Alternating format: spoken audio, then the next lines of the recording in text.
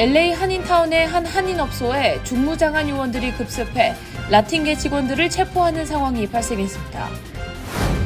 국토안보부가 이민세관 단속국과 협력하는 지역 경찰들에게 보너스를 제공하고 추방 관련 재판 적체를 해소하기 위해 군 법무관까지 이민 판사로 투입하기로 했습니다. 물가가 오르고 뉴욕주 판매세가 크게 오른 데 따라 800명이 넘는 뉴욕 중저소득층을 지원하기 위한 인플레이션 환급수표가 9월 말부터 납세자들에게 발송될 예정입니다. 도널드 트럼프 대통령이 관세 정책이 위헌이라는 하급심 판단에 불복하며 연방대법원에 긴급 심리를 요청했습니다. 이번 소송에서 패소할 경우 주요 무역국들과 합의한 협정이 무효화될 수 있다는 관측입니다. 워싱턴주에서 20대 청년이 등반 중 추락해 사망한 안타까운 사고의 희생자가 뉴저지주 포트리 출신 한인 알렉스 천 씨인 것으로 밝혀졌습니다. 올 들어 미 전역에서 홍역 환자가 급증하고 있는 가운데 뉴저지 버겐 카운티에서 또 한 명의 어린이가 홍역에 감염된 채 해켄색 대학병원 진료실을 방문한 것으로 확인돼 당국이 역학조사를 벌이고 있습니다.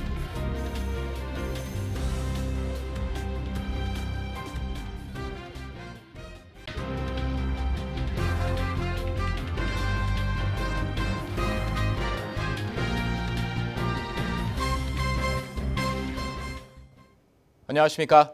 KBTV 뉴스 9 이창원입니다.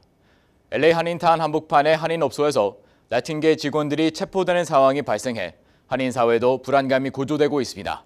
중무장한 요원들은 현장에서 신문과 영장도 제시하지 않은 것으로 알려졌는데요. 체포는 불과 10여 분 만에 이뤄져 이미 체포 대상을 확인하고 온 것으로 보입니다. 전장 기자가 전해드립니다. 올림픽 블루버드에 위치한 한인 운영 세차장 올림픽 카워시에 이민 당국 요원들이 급습했습니다.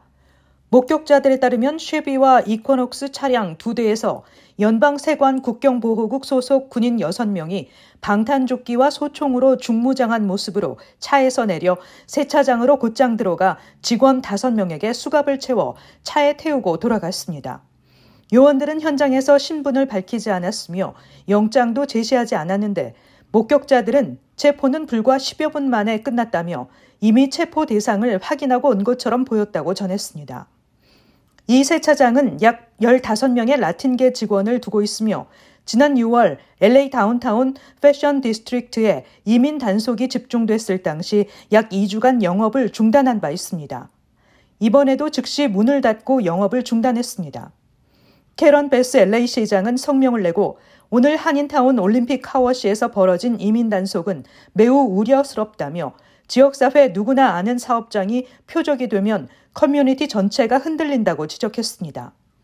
베스 시장은 생계를 책임지는 가장의 체포는 가족과 이웃, 소상공인들에게 큰 충격을 준다며 이민 커뮤니티는 도시의 든든한 기반으로 차별 없이 보호받아야 한다며 이번 단속은 즉시 중단돼야 한다고 강조했습니다. 한인타운 노동연대도 규탄 성명을 통해 체포가 일사천리로 진행된 점을 보면 타겟 급습으로 보인다며 현재 체포자 신원과 현황 파악이 어렵고 가족들도 어디에 구금됐는지 알지 못하고 있다고 밝혔습니다. 이 같은 비인간적인 급습 단속은 지역사회 심리적 불안을 크게 높이고 있다고 비판했습니다. KBTV 뉴스 전상입니다. 트럼프 행정부가 불법 체류자 단속을 강화하기 위해 연방 및 로코 차원에서 인력 확충에 박차를 가하고 있습니다. 이민세관 단속국 ICE와 협력하는 지역 경찰에게는 최대 25%의 보너스를 제공하고 추방 관련 재판 적체를 해소하기 위해 군 법무관까지 임시 이민 판사로 투입키로 했습니다. 김문지 기자가 전해드립니다. 도널드 트럼프 행정부가 불법 체류자 추방을 대폭 확대하겠다며 강경한 이민 정책을 펼치고 있는 가운데 다각적인 인력 동원책이 본격화되고 있습니다. 먼저 국토안보부는 2일 성명을 통해 다음 달부터 이민세관 단속국에 협력하는 지역 경찰들에게 초과 근무수당을 포함해 최대 25%의 보너스를 제공할 계획이라고 밝혔습니다. 트럼프 대통령은 불법 체류자 추방을 역대 최대 규모로 확대하겠다는 목표 아래 지난 7월 의회가 승인한 75억 달러의 아이스 예산을 활용해 로컬 정부와 이민 단속 파트너십을 기존 135개에서 958개로 늘린 상태입니다. 하지만 이 같은 단속 강화 조치는 지역 주민과 경찰 간의 신뢰를 약화시키고 자의적인 단속 기준으로 인종차별적인 단속에 나설 수 있다는 논란을 불러일으키고 있습니다. 이민자 권익보호단체들은 지역 경찰이 연방의 단속 도구로 활용되면 공동체 안에서 공포와 불신이 커질 수 있다고 지적했습니다. 여기에 더해 이민법원의 극심한 적체 문제를 해결하기 위해 군 법무관을 이민판사로 파견시키는 전례 없는 조치도 추진하고 있습니다. 피트 헤그세스 국방장관은 최근 국방부 지침을 통해 최대 600명의 군 법무관을 법무부로 파견해 임시판사로 근무하게 하는 방안에 대해 승인했습니다. 이 중 우선 150명을 가능한 한 빠르게 투입하기 위한 파견 작업이 이미 시작됐으며 이들은 약 2주간의 훈련을 거쳐 이민법원에 배치됩니다. 트럼프 행정부 들어 불법 이민자로 체포되는 건수가 급증하면서 현재 이민법원의 적체 상황은 심각합니다. 약 400만 건에 달하는 이민 관련 소송이 처리되지 못하고 있는 실정인데다가 현직 이민 판사 수는 올해 초 700명에서 현재 600명으로 감소했습니다. 이민 판사 노조에 따르면 최근 100명 이상이 해고되거나 자진 사임한 것으로 나타났습니다. 일부 단체는 최소 17명의 이민 판사가 별다른 설명 없이 해고를 당했다고 주장했습니다. 국방부가 계획대로 600명의 군 법무관을 모두 파견할 경우 이민 판사 수는 2배로 늘어나겠지만 그중 상당수가 이민법에 대한 전문성과 경험이 부족한 인력이라는 점에서 공정한 재판이 가능할지 우려의 목소리가 큰 상황입니다. 행정부가 강경 이민 정책을 빠르게 시행하기 위해 전방위적으로 인력 보강에 나서면서 단속의 형평성 및 이민자 인권 관련 논란이 뜨거워질 전망입니다. KBTV 뉴스 김은지입니다. 물가가 오르고 뉴욕주 판매세가 크게 오른 데 따른 중저소득층 지원 정책인 인플레이션 환급 수표가 9월 말부터 납세자들에게 발송될 예정입니다. 총 800만 명 넘는 뉴욕 주민들이 환급 대상이며 별도의 신청 없이 자격을 갖춘 주민들에게 자동으로 우편 발송됩니다. 전장 기자가 전해드립니다. 인플레이션 환급 체크는 뉴욕주 판매세가 크게 늘어난 만큼 이 돈을 납세자에게 환급해주는 것으로 주 재무국은 9월 말부터 몇 주에 걸쳐 우편으로 체크가 발송될 것이라고 설명했습니다. 개인의 경우 연소득이 7만 5천 달러 미만인 경우 200달러, 7만 5천에서 15만 사이인 경우 150달러를 환급받습니다. 가족의 경우 연소득이 15만 달러 미만이면 400달러, 15만에서 30달러 사이면 300달러의 체크를 받게 됩니다. 이번 환급은 2023년 세금 신고를 기준으로 결정되며 뉴욕주 거주자 소득세를 제출했고 소득 요건을 충족하며 다른 사람의 부양가족으로 신고되지 않은 납세자가 환급 대상입니다. 총 800만 명이 넘는 뉴욕 주민들이 환급 대상이며 별도의 신청 없이 자격을 갖춘 주민들에게 자동으로 우편 발송됩니다. 체크는 가장 최근 제출한 세금 신고서에 기재된 주소로 발송되며 2024년 세금 신고서 제출 후 주소가 변경됐다면 주 재무국 웹사이트를 통해 주소를 업데이트해야 합니다. 주정부는 뉴욕시 360만 명을 비롯한 820만 명에게 달하는 주 내 중저소득층 주민이 혜택을 받게 될 것으로 추산하고 있습니다. KBTV 뉴스 전상입니다. 도널드 트럼프 대통령이 자신이 주도한 관세 정책이 위헌이라는 하급심 판단에 불복하며 연방대법원에 긴급 심리를 요청했습니다. 특히 이번 소송에서 패소할 경우 한국과 유럽연합 등과 체결한 주요 무역협정이 무효화될 수 있다고 대법원을 압박하고 있습니다. 김은지 기자가 전해드립니다. 도널드 트럼프 대통령이 무역국을 대상으로 일방적인 관세를 부과한 행정명령이 위헌이 아니라고 주장하면서 연방대법원을 상대로 심리를 요청하며 압박에 나섰습니다. 이에 대통령의 권한을 어디까지 인정할지 또 보수 우위 대법원이 트럼프의 손을 들어줄지에 관심이 집중되고 있습니다. 트럼프 대통령은 최근 폴란드 대통령과의 백악관 정상회담에서 이번 관세 소송은 내가 본 연방대법원 사건 중 가장 중요한 사건 중 하나라며 소송 결과가 미국의 경제 미래를 좌우할 것이라고 강조했습니다. 트럼프는 이어 이번 소송에서 패소할 경우 미국은 믿을 수 없을 정도로 가난해질 수 있으며 수많은 무역 합의가 무효화될 수 있다고 주장했습니다. 이 같은 발언은 트럼프 행정부가 국제비상경제권한법을 근거로 부과한 상호관세와 펜타닐 관세가 대통령 권한을 넘어선 위헌적 행정명령이라는 연방항소법원의 판결에서 시작됐습니다.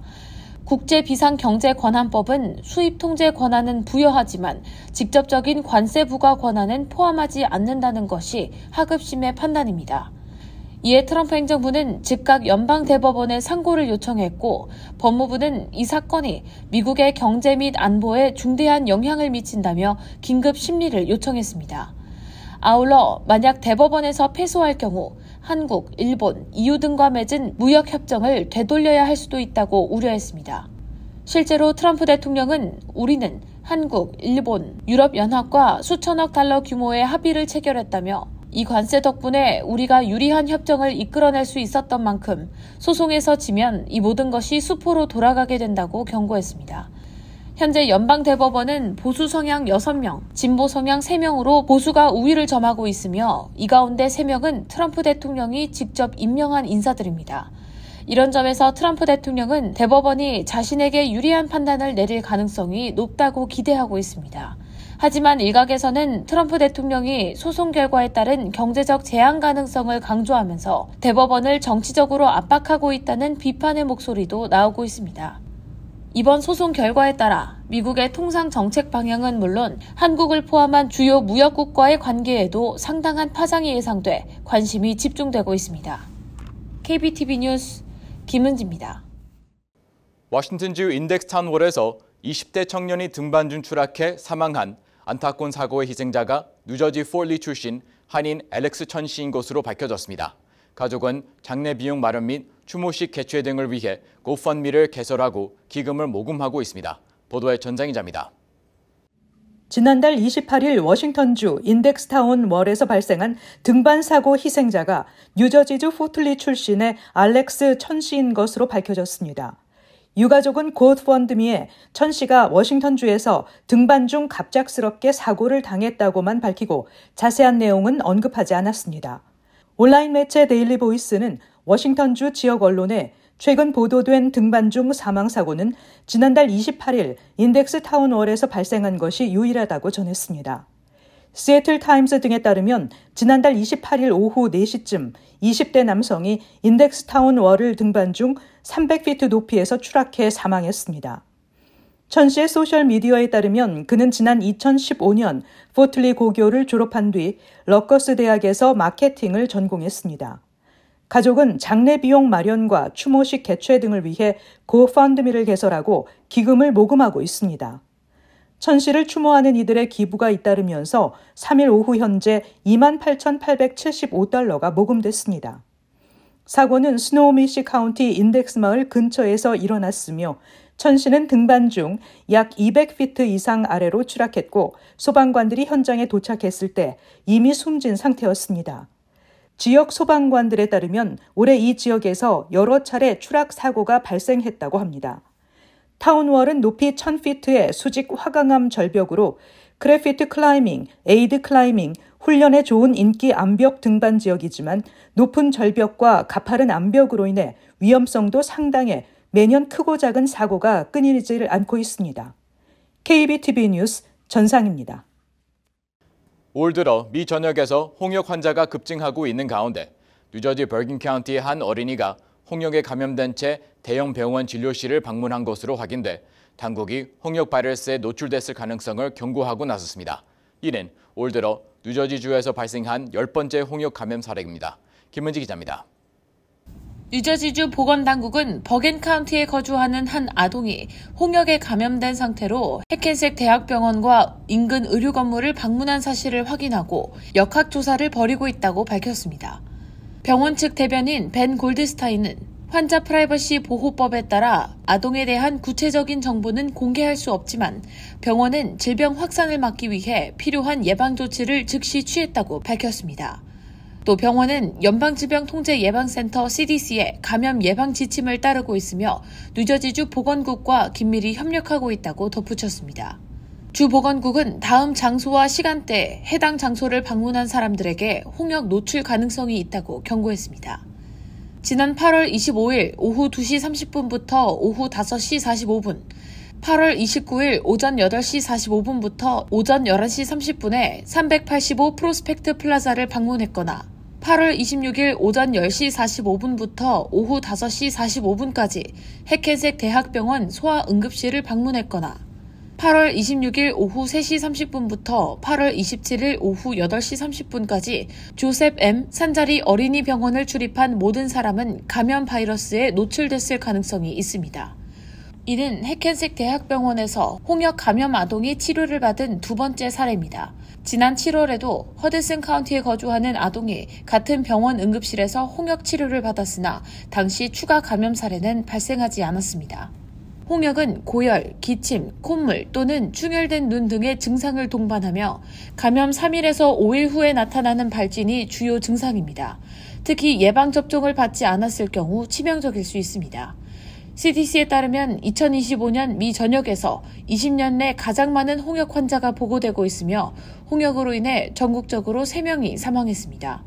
환자의 약 96%가 예방접종을 받지 않은 것으로 확인됐습니다. 뉴저지주에서는 올 들어 총 10건의 홍역 확진이 보고됐으며 주 보건당국은 감염자가 다녀간 시간과 장소에 있었던 모든 주민들은 증상이 있는지 면밀히 살펴보고 증상이 나타날 경우 즉시 의료진을 만나 상의해야 한다고 강조했습니다. KBTV 뉴스 김은지입니다. 한국 최대 명절인 추석을 앞두고 한인은행들이 무료 송금 서비스를 실시합니다. 뱅크 오브 홉은 달러로 보내는 개인 송금 고객에 한해 오는 30일부터 10월 3일까지 추석맞이 무료 송금 서비스를 실시합니다. 한미은행의 추석맞이 무료 송금 서비스는 고객을 대상으로 오는 29일부터 다음 달 3일까지 실시합니다. PCB뱅크의 추석맞이 무료 송금 서비스는 오는 25일부터 다음 달 2일까지 개인구자 소지 고객을 대상으로 개인 송금에 한해 진행됩니다.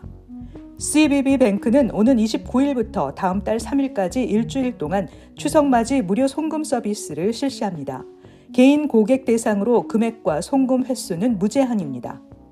타임이 올해 인공지능 분야에서 큰 영향을 끼친 100인을 선정해 발표한 가운데 한인 여성 AI 인재 2명이 구상가 부분에 이름을 올렸습니다. 주인공은 최예진 스탠포드대 교수와 조앤장 오픈 AI 모델 행동 총괄 담당자입니다. 최예진 교수는 서울대 컴퓨터공학과를 졸업하고 코넬대에서 박사 학위를 받은 후 뉴욕 주립대 스토니브룩과 워싱턴대를 거쳐 올해 1월부터 스탠포드대 인간중심 AI 연구소에서 근무하고 있습니다.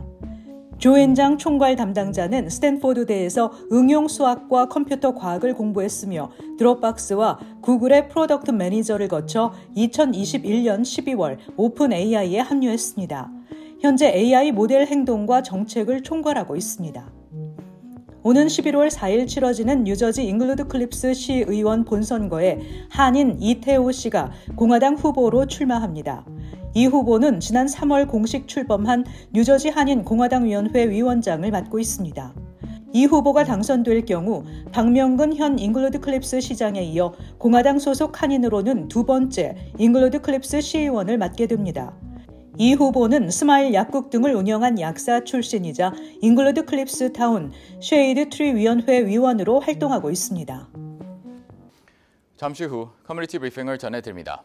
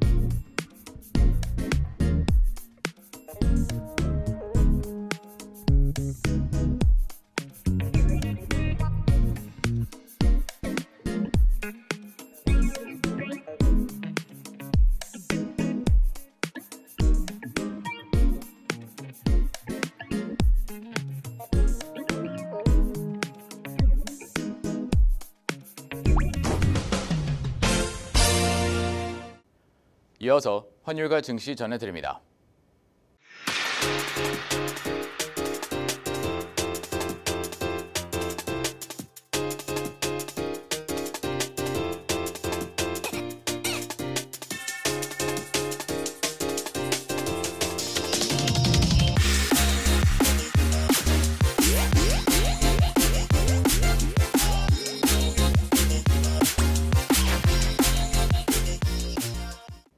잠시 후 뉴욕과 뉴저지 날씨 전해드립니다.